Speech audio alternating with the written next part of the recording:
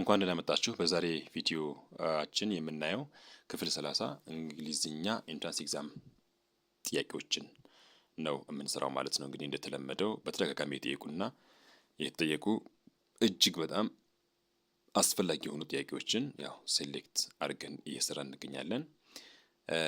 በዛሬው ክፍላችን እነዚህ አራት ጥያቄዎች ለማየት እንሞክራለን ማለት ነው።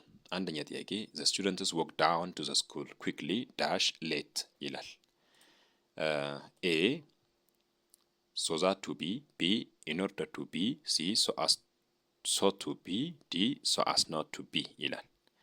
አሁን ይሄንን አረፍተ ነገር ሙሉ ለማድረግ የሚያስፈልገን አያያዥ ቃል ምንድነው ነው። ስለ አያያዥ ቃል ስለሆነ አያያዥ ቃሎች ከመጠቀማችን በፊት ምንጊዜም ሁለቱ ሀሳቦች ምን አይነት ዝምድና አላቸው የሚለውን ማየት አለብን።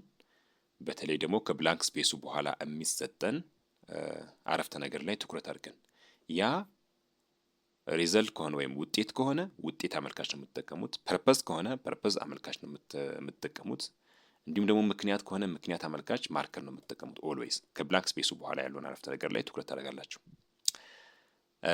the students walk down to the school quickly ተማሪዎቹ ወደ ትምህርት ቤት በጣም በፍጥነት እየመጡ ነው። ሌት ላለመሆን ብለው ይሄ ፐርፐዝ ማርከር ነው። ሌት ላለመሆን ሶ ኔጋቲቭ ነው ማለት ነው። ፐርፐዝ አመልካች ሆኖ ኔጋቲቭ ነው። ይሄ ሶዛ ቱ ቢ የሚባል የለም። ኢን ኦርደር ቱ ቢ ፖዚቲቭ መሆን የለበትም። መቼም እነሱ ፈጠን ነው የሚሉት ለማርፈድ አይደለም። ሶ ቱ ቢ የሚባል ስለሌለ ዲ ሶ አስ ኖት ቱ ቢ ኢዝ ዘ ቤስት አንሰር። ሁለተኛ the construction of the two buildings dash while that of another two is getting to begin ይሄ አራቱም ኦልተርኔቲቮች ላይ በቀላሉ ማየት እንደምንችለው ቨርብ ፎርም ተጠይቀናል። ስለዚህ ቴንስ ነው ማለት ነው። the construction of the two buildings dash while that of another two is getting to begin ሌሎቹ ኦልሬዲ ተጠናቋል አሁን ነው ማለት ነው። ለምን ሌላ ዝግጁ ሆኗል የሚለው ሲምፕል ፕሬዘንት ስለሆነ ኢዝ አሁን ዝግጁ ናቸው ሌሎቹ። ሶ አሁን ነው የተጠናቀቁት እነዚህ ማለት ነው። ከድሮ ጀምሮ እስካሁን ድረስ ሲሰራ ቆይቶ አሁን ላይ የተጠናቀቀ ድርጊት የምንገልጸው በፕሬዘንት ፐርፌክት ነው። ሃዝ ኦር ሃቭ ፕላስ ቨርብ ስሪ ማለት ነው። እዚህ ጋር ፕሬዘንት ፐርፌክት ብቻ መሆን ሳይሆን ፓሲቭ የሚጨምር ነው። ለምን ሰብጀክት አይደለም እዚህ ጋር የተሰጠን ኦብጀክት ነው። በሰብጀክት ቦታ ኦብጀክት ከመጣ ኦልዌይስ ፓሲቭ ይሆናል ማለት ነው። ምሳሌ the bag has been stolen he has stolen the bag የነበረው the bag ብሎ ከጀመረ ግን has been stolen እንላለን ማለት ነው።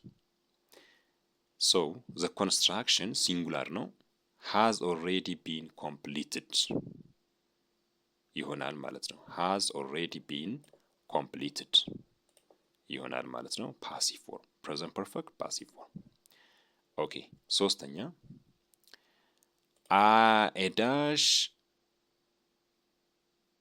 a loss dash a draw will be good to us we have to win the competition አሁን እዚህ ጋር loss ወይም ደግሞ draw will be good to us ሶስተኛ ሌላ አማራጭ አምጥቷል። ስለዚህ ሁለቱም ለኛ አያስፈልገንም የሚል መሆን የለበትም የሚል ተቃውሞ አለ ማለት ነው እዚህ ጋር። ስለዚህ ኔጋቲቭ ስለምን ሌላ ሶስተኛ ነገር ስለመጣ ምሳሌ ስኳርም ወይም ደግሞ ቡና ዳሽ አሁን የምንፈልገው ወተት ነው ካለ ሁለቱም እንደማይፈልጉ ማመላከቻ ነው። ሶስተኛ ሌላ መጥራታችን ማለት ነው። ሶ ኔጋቲቭ ስለሆነ እዚህ ጋር ከተሰጡት አራት አማራጮች ኔጋቲቭ አመልካች ያም አያስፈልግም የሚለው ትርጉም ያለው ኔይዘር ኖር ነው። ስለዚህ ትክክለኛ መልሴ ኔይዘር ኖር ነው ማለት ነው። ታንክ ዩ I don't know what happened to my bag but I suppose it dash must have been stolen has been stolen will have been stolen might have been stolen እዚህ ጋር ሰውየው እርግጠኛ አይደለም። አንደኛ ፓስት ነው። I don't know what happened የሚለው ሲምፕል ፓስት መሆኑ ያመለክታል። to my bag ሁለተኛ እርግጠኛ አይደለም። ለምን I don't know ብሎ ስለጀመረ እና I suppose ስላለ I don't know I'm not certain እና ስፒከሩ እርግጠኝነት ከሌለው ግምት ነው። ስለዚህ ምናልባት ተሰርቆ ሊሆን ይችላል የሚለው past possibility ለመግለጽ የምንጠቀምበት ስትራክቸር might have been plus verb 3 ይሆናል ማለት ነው። ለምን ማይት ሃቭ ፕላስ ቨርብ ስሪ የነበረው ፓሲቭ ፎርም ሆነዋል። ለምን?